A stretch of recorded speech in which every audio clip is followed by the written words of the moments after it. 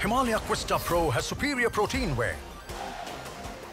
The healthy way to fitness. सारे लोग हाथ जोड़ के कि बहन जी हमको ऊपर से मौखिक आदेश है कि जब तक योगी जी शहर में रहेंगे तब तक आप घर से बाहर नहीं निकलेंगे। कि गाजियाबाद में जो अभिभावकों के बच्चे स्कूलों में पढ़ रहे हैं, प्राइवेट स्कूलों में, चूंकि सरकारी स्कूल तो है नहीं, तो सभी बच्चे प्राइवेट स्कूलों में पढ़ रहे हैं और प्राइवेट स्कूलों में लगातार उत्पीड़न हो रहा है। योगी जी जिंदाबाद के नारे लगाए, हमने योगी योगी कहा, हमने बाबा गोरखनाथ की जय बोला और हमने अपने मुख्यमंत्री से कहा कि मुख्यमंत्री जी हमारी सुनो पुकार, बंद करो शिक्षा का व्यापार। हमारे पास एक गट्ठर सा बड़ा है, ये समझ लो हजारों की संख्या में, उसकी संख्या बढ़ती जा रही है, 1000 ऐसे जा रहा है, लेकिन आज तक कोई सुनवाई नहीं हुई। आरटीई में एडमिशन नहीं हुआ, आदेश हो जाता है, बाल आयोग से आदेश हो जाता है, सब जगह से हो जाता है, लेकिन यहाँ आता है ये शांति बना के लेते। अगर रामलीला मैदान योगी आदित्यनाथ पहुंचे थे कल, जहां उन्होंने प्रबुद्ध जनसभा को संबोधित किया था और गाजियाबाद को एक बड़ी सौगात दी थी, लेकिन गाजियाबाद पेरेंट्स एसोसिएशन के जो अध्यक्ष हैं सीमा त्यागी, उनको हाउस अरेस्ट किया गया था और उसके बाद इसके विरोध में जो पेरेंट्स एसोसिएशन के कुछ लोग थे वो उस जनसभा में पहुंचे और वहां उन्होंने बैनर और पोस्टर थे वो उनको लहराया। क्या मामला था? सीमा त्यागी जी हमारे साथ है, पेरेंट्स एसोसिएशन के लोग भी साथ हैं, उनसे जानते हैं क्या कुछ मामला था और क्यों, क्या कुछ उसके पीछे वजह है। मैम नाम और परिचय बता दीजिए अपना। मैं सीमा त्यागी, अध्यक्ष गाजियाबाद पेरेंट एसोसिएशन। मैम कल हाउस अरेस्ट किया गया था, क्या कुछ वजह थी, क्या कहना चाहिए? समझ नहीं आता कि किस वजह से जब भी योगी जी गाजियाबाद की तरफ आते हैं, क्यों ऐसा लगता है प्रशासन को या ऊपर से कुछ आदेश होते हैं कि सीमा त्यागी जी को हाउस अरेस्ट कर दिया जाए। क्या शिक्षा के मुद्दे पर आवाज उठाना कोई गुनाह है? क्या शिक्षा की अगर बात कर रहे हैं, सरकारी स्कूलों को सही सुधारने की बात कर रहे हैं, अगर हम प्राइवेट स्कूलों की मनमानी पर रोक लगाने की बात कर रहे हैं, अगर हमने कोरोना काल की फीस माफ करने की बात करी, अगर हम आरटीई के एडमिशन जो बीएससी तक डीएम तक नहीं करा पाते, अगर हम उनकी आवाज उठाना चाहते हैं, तो इस बात में क्या हम आतंकवादी हो गए, उग्रवादी हो गए कि जब भी मुख्यमंत्री जी का दौरा गाजियाबाद में होगा, सुबह 4 बजे मेरे घर पुलिस वाले भेज दिए जाते हैं और सबसे बढ़िया बात यह कि उनके पास कोई लिखित में आदेश नहीं होता कि वो किस वजह से मुझे हाउस अरेस्ट कर रहे हैं। मुझे पता तो चले कि मुझसे योगी जी को कौन सा खतरा है कि जो प्रशासन मुझे हाउस अरेस्ट करने के ऊपर आमादा हो जाए। कुछ वजह बताई गई प्रशासन द्वारा, क्या कुछ उसके पीछे वजह थी आपको हाउस अरेस्ट किया गया? कोई वजह नहीं थी। प्रशासन के सारे लोग हाथ जोड़ के कि बहन जी हमको ऊपर से मौखिक आदेश है कि जब तक योगी जी शहर में रहेंगे तब तक आप घर से बाहर नहीं निकलेंगे। क्यों, ये पता नहीं। तो शिक्षा के मुद्दे पर बात करने वाले आपको क्या लगता है कि क्या कुछ वजह इसके पीछे रही होगी? मुझे ऐसा लगता है कि सरकार सिर्फ उन्हीं बातों को सुनना चाहती है जो उन्हें अच्छी लगती हैं। अगर सरकार की पॉलिसी के खिलाफ कोई भी बोलेगा, अगर सरकार को कोई मुद्दे पहुंचाना चाहेगा, तो उन आवाजों को सरकार नहीं चुनना चाहेगी। चाहे उनको आतंकवादी घोषित कर दे, चाहे उनको विपक्षी पार्टी का घोषित कर दे, लेकिन अपनी पॉलिसी के खिलाफ विरोधी आवाजों को सरकार नहीं सुनना चाहती। अच्छा, क्या कुछ आवाज है जो आप पहुंचाना चाहती थी सरकार तक? बिल्कुल, मैं आपके माध्यम से ये कहना चाहती हूं कि जहां हम अपने देश में बात करते हैं एक देश एक चुनाव, एक देश एक टैक्स, क्यों नहीं हम बात कर सकते एक देश एक शिक्षा, एक बोर्ड और एक एग्जाम? हम इसमें यूनिफॉर्मिटी क्यों नहीं ला रहे हैं? हमारे देश की जो शिक्षा व्यवस्था है वो धीरे धीरे सरकारी हाथों से निकलकर प्राइवेट हाथों में पहुंचती जा रही है। कहीं ऐसा ना हो कि जब आजादी से पहले का समय था कि एलीट क्लास लंदन पढ़कर आया करती थी और आम भारतीय जो है अनपढ़ रह गया। क्या सरकार यही चाहती है? आप देख भी रहे होंगे हमारी यूपी की व्यवस्था है कि स्कूल धीरे धीरे सरकारी स्कूल बंद होते जा रहे हैं। अगर मैं आपके माध्यम से ये पूछना चाहूं कि CBSE board central board agency है जिसको सरकार ने सेंट्रल बोर्ड का दर्जा दिया है, मेरे अपने शहर में सीबीएसई बोर्ड के सरकारी स्कूल कितने हैं? हमारी मांग सिर्फ ये है कि हमारे इस गाजियाबाद शहर को सीबीएसई बोर्ड से एफिलिएटेड कुछ स्कूल दीजिए, सैनिक स्कूल खुलवाइए। यहाँ इतना बड़ा शहर है, यहाँ लाइब्रेरी दीजिए, यहाँ की सरकारी स्कूलों की व्यवस्था ऐसा कीजिए कि जो आम यहाँ का नागरिक है वो अपने बच्चों को प्राइवेट स्कूलों की तरफ ना ले जाए। कार्यक्रम में आप पहुंचे थे, क्यों पहुंचे थे, क्या क्या था?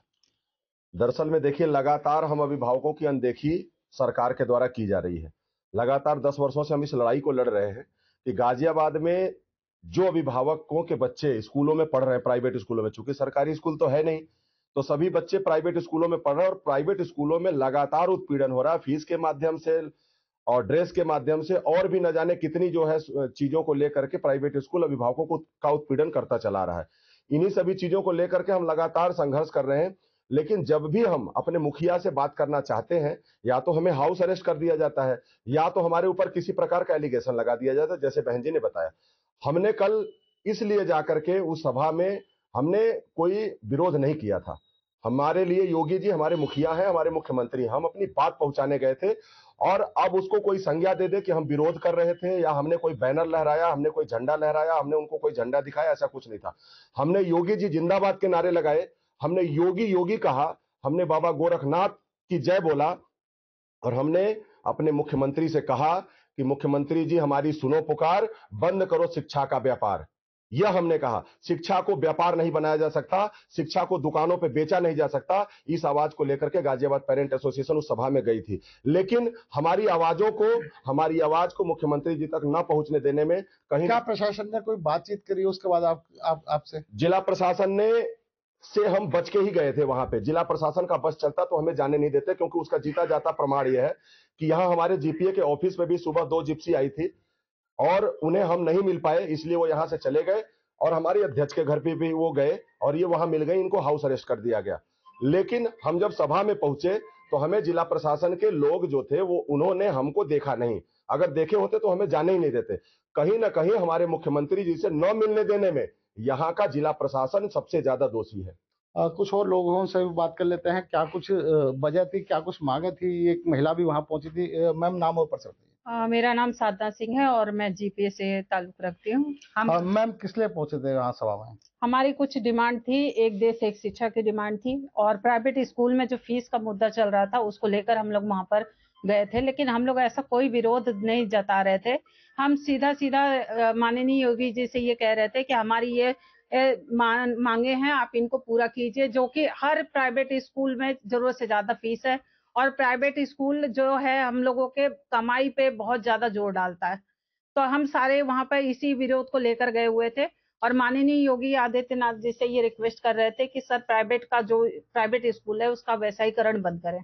प्राइवेट स्कूलों की बढ़ती फीस और जो उसकी जो मनमानी रवैया रहता है, उसके ये लोग लगातार शिकायतें करते रहे हैं। प्रशासन से मिलने की कोशिश सीएम योगी आदित्यनाथ से की जा रही थी। और भी लोग हैं, इनसे बात करते हैं। सर, नाम और परिचय। मेरा नाम कौशल सिंह, मैं जीपीए का सदस्य हूँ। सर, किस लिए पहुंचे थे कल योगी जी की सभा में? क्या कुछ मांगे हैं आपकी? हमारी मांगे यह है कि योगी आदित्यनाथ जी से हमारी सूचनाएं, हमारी जो आवश्यकताएं हैं एसोसिएशन की, या समझ लीजिए अभिभावक की, मेन चीज अभिभावक की, वो वहां तक पहुंच नहीं पाती हैं, नीचे दबा दी जाती हैं, चाहे डीएम साहब या एसडीएम साहब हो, चाहे कोई भी हो। जहां तक जाती सारे ज्ञापन लेके रखते हैं। हमारे पास एक गट्ठर सा बड़ा है, ये समझ लो हजारों की संख्या में, उसकी संख्या बढ़ती जा रही है, 1000 ऐसे जा रहा है। लेकिन आज तक कोई सुनवाई नहीं हुई, आरटीई में एडमिशन नहीं हुआ, आदेश हो जाता, बाल आयोग से आदेश हो जाता है, सब जगह से हो जाता है, लेकिन यहाँ आता है ये शांति बना के लेते हैं। प्रशासन की जिम्मेदारी बनती है, जो आप आरटीई एडमिशन की बात कर रहे हैं, तो क्या प्रशासन मदद नहीं कर पाता? नहीं, प्रशासन मदद करने के लिए तैयार नहीं। प्रशासन कहता हमारे हाथ में कुछ है ही नहीं, हम अपंग हैं, ये ऐसे समझ लीजिए। वो इनका कहने का मतलब होता है हम अपंग हैं। अगर हम ये समझते हैं कि वो अपंग हैं, तो हम मजबूर हैं कि हमें योगी आदित्यनाथ जी के सामने अपनी समस्या को ले जाना पड़ेगा। अगर हमारी समस्या वहां तक नहीं पहुंचती है तो हमारा तरीका ये होगा जो हम। कोई प्रशासन ने संज्ञान लिया कल के बाद? अभी तक प्रशासन ने कोई संज्ञान ऐसा नहीं लिया है। अब प्रशासन ने तो कोई बात ही नहीं की है फिलहाल।